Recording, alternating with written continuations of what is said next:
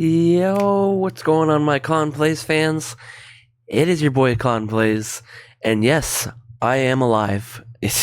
First off, I want to apologize from the bottom of my heart for being so away for 5 months. During that time, I kind of just went through some mental problems, job changes, things like that. So, I needed to take away some time from the Con Plays and the Con Gaming channel. Honestly, just because I've been busy and I didn't have a lot of time for YouTube, but I promise you guys now I will make time for you and I will get to these reactions. And starting off, we are going to start off with part 1 of the noclip documentary series of the story of the Digital Extremes, which is the developers of the game Warframe. I just got into this on my main channel, linked in the description, by the way, youtube.com/clowngaming.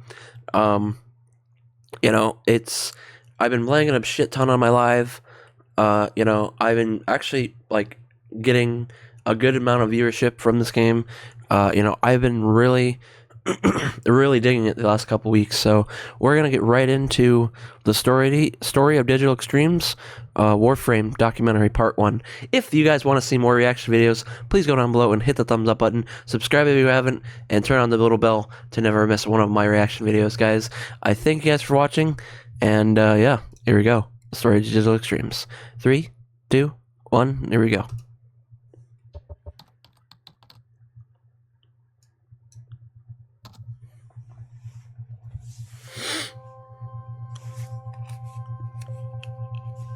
I should turn that down a little bit.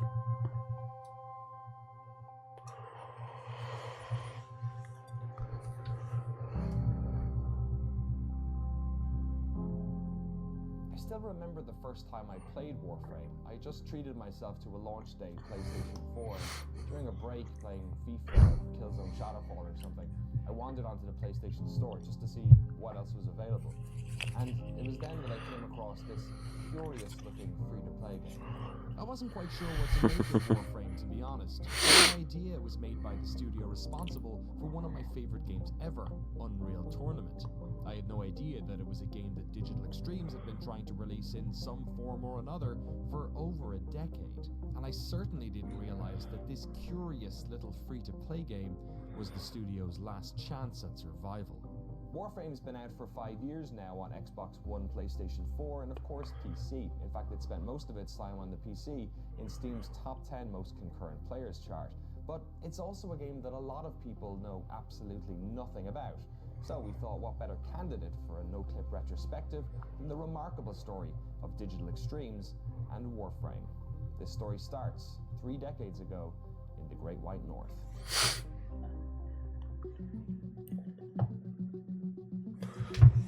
War stories.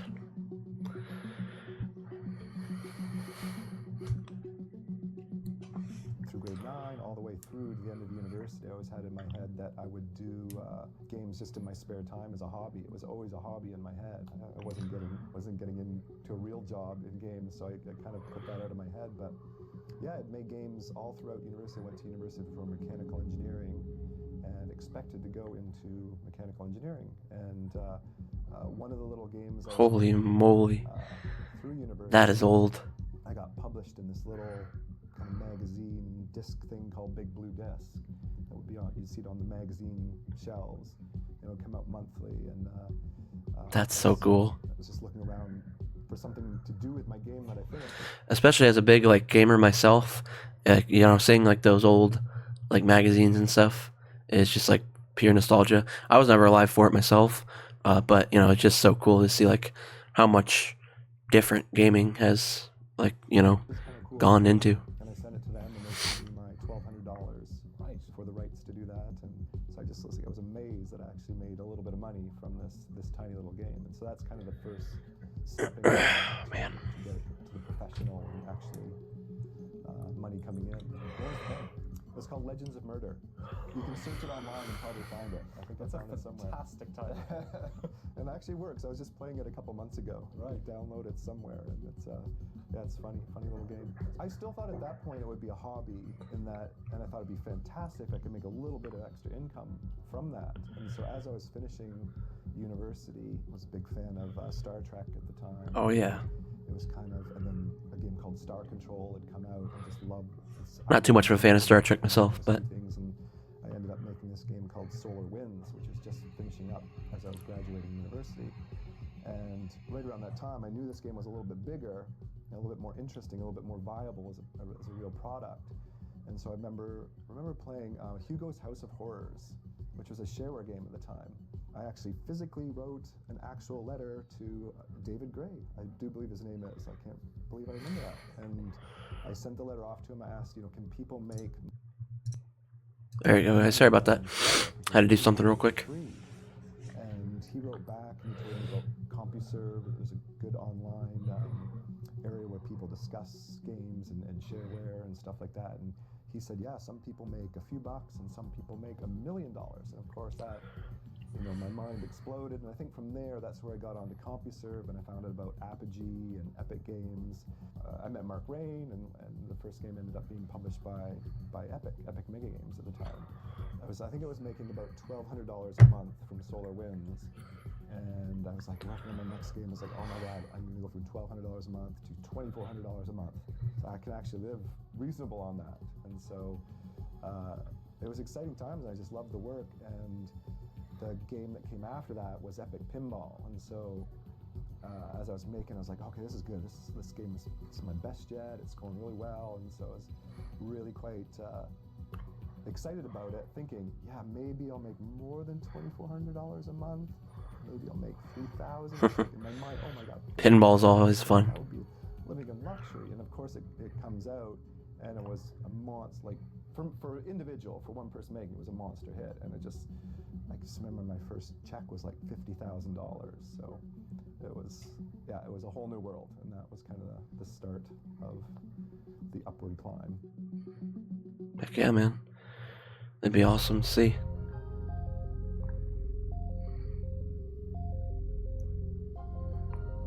By the time James had finished his marathon of work on Epic Pinball, he was pretty tired of making pinball games, but Epic Mega Games, the game's publisher, knew that a sequel would be wonderful business.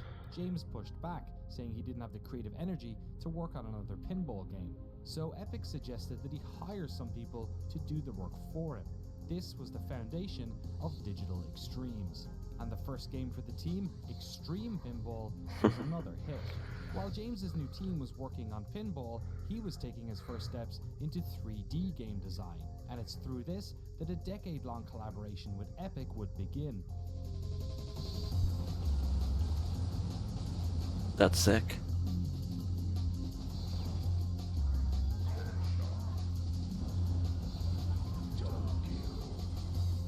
Today we often associate this franchise with Epic Games, but the original games were born out of a tight collaboration between the two studios. Between the two, there were around 16 people working collaboratively on the project. During the development of Unreal, the Epic team traveled to London, Ontario to work on the game, while the team at Digital Extremes traveled to Raleigh, North Carolina, where Epic is still based, to work on UT99.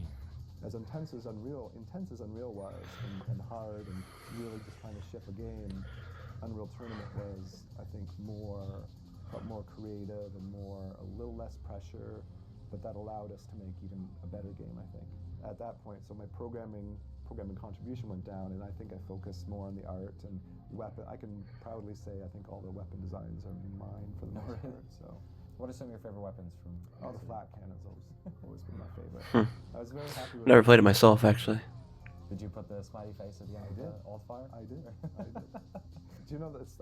I'm not sure if this story's ever been told. We were all in North Carolina, and we were coming back from lunch somewhere, and we walked past a church called the Redeemer. It's like, hey, that's a great name for the big guy. So, Pilotable nuclear weapon. Yes. Named after a church. yes.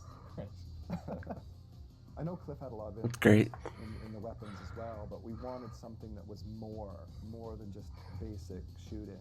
Combining the alt fires to add an extra layer of skill on top. So we're always looking for a way to add that, you shoot the weapon in its basic form and you can do well, but if you have that extra skill and you can do the combos or whatever, that there's an extra layer of skill that's kind of built on top of the weapons.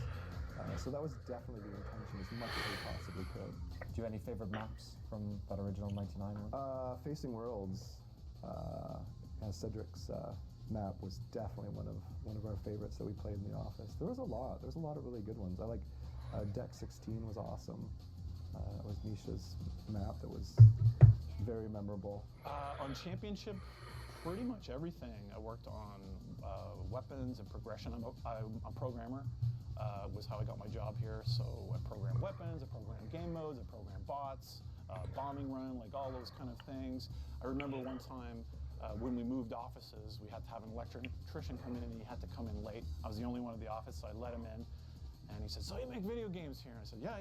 He's like, "Whoa, any video games I might have heard of?" And I'm like, "Yeah, Unreal Tournament 2003. He said, "Oh yeah, I really wanted to like that Unreal Tournament 2003, but you replace a sniper rifle with that god-awful lightning gun."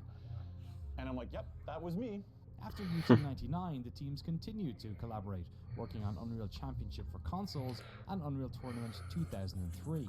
But by the time UT 2004 came around, collaborating remotely became much more difficult, as both studios had grown so much. It was during this period that Epic and Digital Extremes almost merged, but the idea was scrapped once they realized the Canadian government would require a sizable tax payment up front. And so instead, like college roommates after the last day of class, Digital Extremes and Epic Games went down their own different paths. That makes sense. After the release of Unreal Tournament 3, Epic would go on to partner with Microsoft Studios to create the Gears of War franchise. Oh yeah. Digital Extremes had a big idea of their own, a sci-fi action MMO they were calling Dark Sector. They poured their creative energy into this project, hoping it would be the key to a new era for the studio. And in fact, it was. But instead of sending them down the path of creating an entirely new franchise for them to own, the demo kept securing them work-for-hire projects. So yeah, the old DE that I worked at made some cool Unreal games with Epic, and then we hit the pitch circuit, right? Here's our idea for games. We tried to make this crazy sci-fi game that was called Dark Sector, that wasn't the Dark Sector that shipped. And I remember that was living out of a suitcase for 6 months, traveling Europe and West Coast with a tech demo and a cube PC. You walk in, you show this tech demo, and they say, "This is awesome, this is great. How would you like to make the sequel to this game instead?" Right? So, that wasn't really, it was very creatively upsetting and kind of soul-destroying, because you're putting everything into this, but it got us work. Publishers have their franchises, and they want to build on that. And so we did that. We did what we call work for hire. Work for hire is, we're going to pay you a lot to grow an extreme amount to your breaking limit, so you have all these people to take care of with their families, their mortgages, and their hopes and dreams. We're going to pay you just enough to get to the end of the project. You better pray it earns out so you can get your royalties back. If I look back on my career, it was probably my biggest personal mistake was to, we had some good money coming in. We weren't that big. We were quite successful, but we had our eye on let's make something like the next Halo, like something huge, right? Because the games at that point were getting bigger and bigger, and that was exciting to us. And we wanted to be, AAA, huge, biggest games. And so we'd come up with a demo or pitching ideas to publishers looking to use their money to make some product, and it was definitely a challenge that went on with us for many, many years, looking for that product of our own, when possibly the better decision at the time would be to have been taking our own money and made our own small little product that was fully funded ourselves, that wasn't striving to be that big, massive blockbuster. But that's your own money. It's more risky. More risky, but then you have full control over it, because it's just when you're doing a work-for-hire project, it's their money, so you're doing what they want, and maybe you never know exactly what they want, or they don't know what they want. And if you look at our history and most independent studios' history, when they have full control, complete control over the product they're making, which often only comes if you're funding it yourself, you will make a better product. For over a decade, Digital Extremes would work predominantly in the cutthroat world of work for hire. What many studios do when they're in this situation is scale up for projects and then conduct widespread layoffs afterwards. But James was from the area, and Digital Extremes was the only studio in town. His employees had roots, families, friends, mortgage payments, so him and the team did anything they could to keep contracts coming through the door. What this meant was that their Dark Sector idea kept getting kicked down the road, while the team worked to keep the lights on. The studio partnered with Toronto-based Groove Games on Unreal Engine shooter Pariah and its sequel of sorts, Warpath. They took a contract to help create the PlayStation 3 port of BioShock, all the while shipping around their Dark Sector game. We had this idea, what would Metal Gear and like the Dark Crystal be if you put them together? So of course there would be like anime energy tentacles coming out of people's heads. There would be really cool robots, but the metal would be organic and changing. You know, we had a lot of ideas, science fiction that wasn't necessarily just like James Cameron science fiction. We wanted maybe some Frank Herbert science fiction. So we had these kind of ideas, and I went off and wrote a whole bunch of stuff about these characters, and the artists, you know, Mike Brennan designed these beautiful, kind of very interesting enemies, and Jeff, you know, worked on the original kind of what became our Excalibur suit, and we went around and pitched it, and this was kind of when Halo was sort of a thing starting to emerge, but every publisher said no one likes sci-fi and they won't sell consistently every time.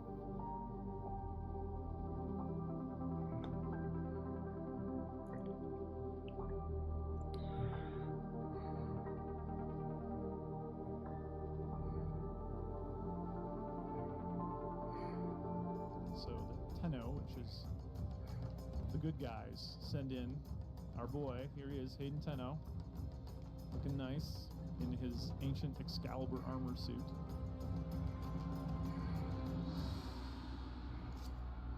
All right, so there he is, and this is the perspective of our game. It's sort of an over-the-shoulder mixed third-person, first-person type control scheme.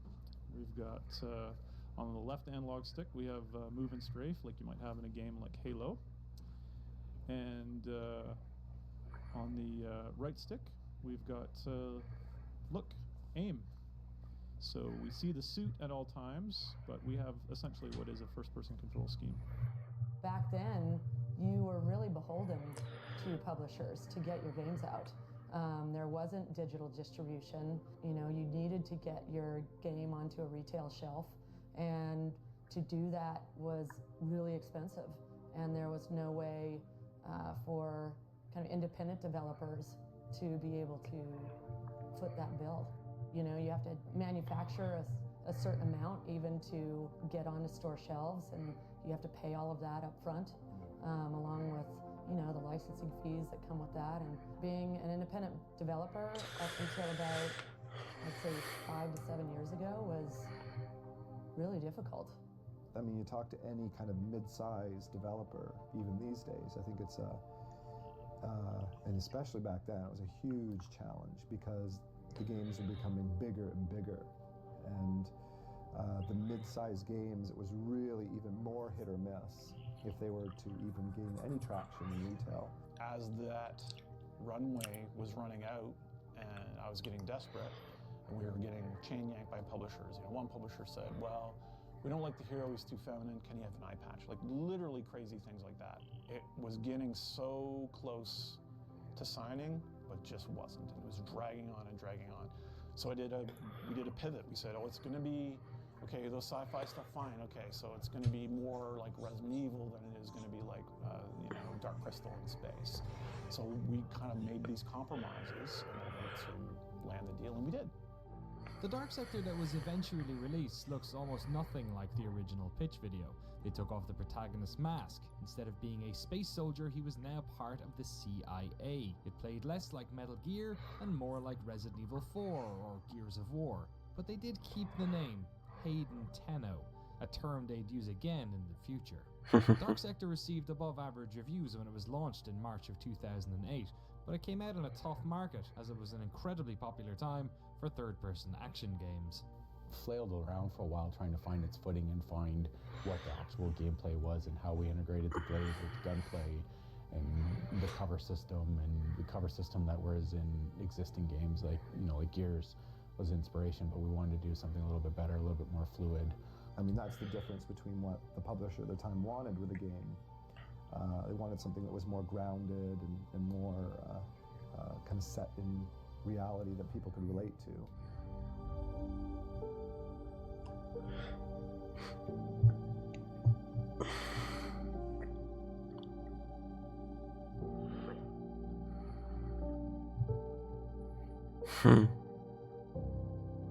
It looks cool, I'll admit.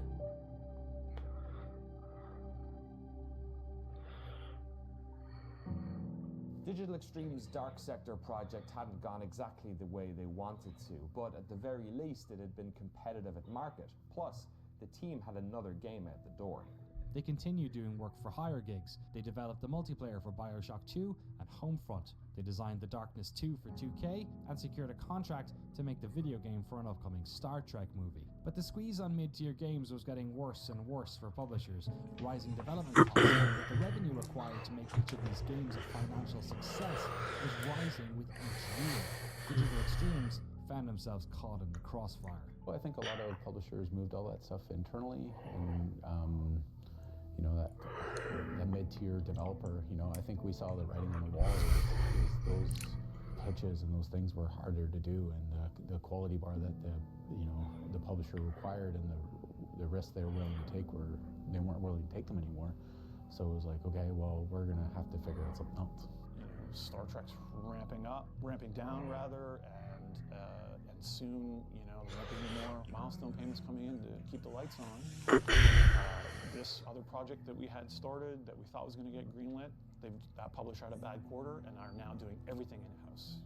These are literally things happen. It was a very challenging time, and it was definitely hard to work with a publisher to get those real, potentially high-quality products funded, because there was so much at stake.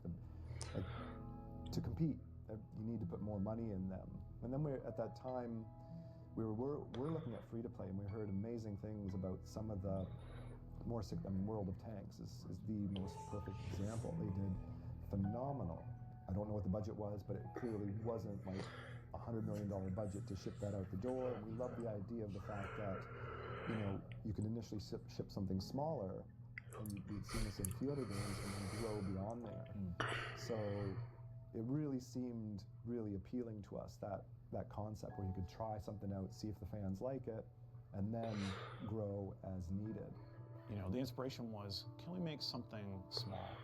I mean, back the clock up 2 years, that would have been an XBLA game, right? But XBLA didn't seem to be landing the hits that maybe independent developers like we were hoping it would. And so that seemed like, okay, well, here's another option. My interest was not, free to play, let's bilk the players, right? My interest was, well, the scope of that sounds like something we could do with how much we have left. And it better work. Was it scary, the idea that, because you're not sweating completely. It was it was a Hail Mary. It was it really was. How close to closing were you guys, or how close to bankruptcy? Really close, really close. I can tell that story. It was pretty, it was super close. We knew that this was the last chance, and we had a couple $1 million extra, to do this with.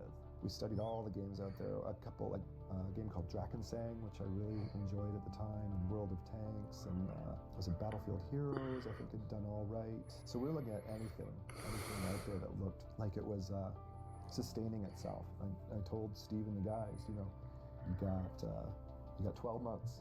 That's it. There's nothing but 12 months. We had tried to make a version of Dark Sector multiple times. We had made this kind of weird MMO prototype using Unreal. And we had kind of servers and you could jump between them, and it was kind of starting to feel almost like, it was very precursor.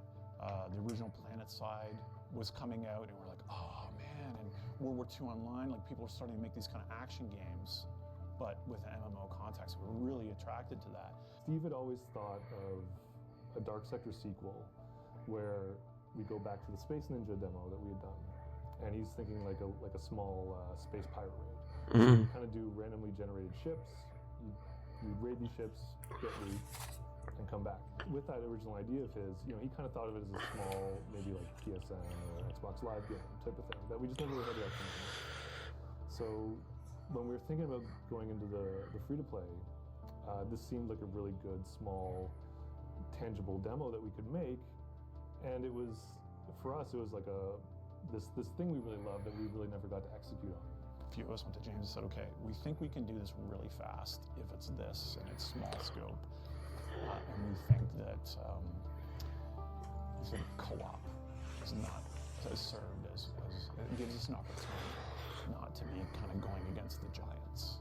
The team had a round of layoffs, but they were still 250 people large. Steve was put in charge of a small group, around a dozen people, who put together the demo for this new free-to-play game, taking ideas as early as the original 2000s Dark Sector MMO, and much of the gameplay and visuals from their failed 2005 pitch of Dark Sector. They put together a demo of their spaceship raiding game in just under 2 months. Then Stephen Meredith went back on the road to try and pitch this game to free-to-play publishers looking for any sort of cash injection to help them keep the lights on.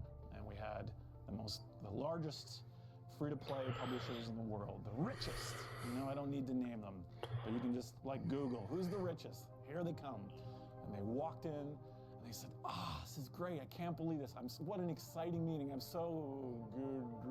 And in slow motion and the record needle scratch because it was sci-fi. Right. And they just walked in. As soon as they saw that it was PvE and sci-fi, it was yeah. Damn. We were like, I mean, at that same time, I remember one of those guys, they came to the studio, they did the tour, they looked at what we'd been building, and his reaction was interesting. It was, this is the best looking free-to-play game I've ever seen. You will fail. Dave and I just looked at each other. Oh, kill me now. So why are we going to fail? Well, because the game can't look this good and update as often as you need to build your community. And of course that was like branded on my ass, like frequent, fast updates. How are we going to do this? So a lot of early tech in Warframe, like the procedural levels and that sort of stuff, completely geared because to that kind of idea of frequent updating. Those publishers didn't bite. And so it was, can we make money before the end of the year? And I was like, okay, so 9 months to make a game. When the team tried to make the original Dark Sector, the need to get a publisher influenced that game dramatically. But this time, Digital Extremes didn't have time to retool the game for publisher needs. And frankly, they didn't want to. They knew what type of project they were making.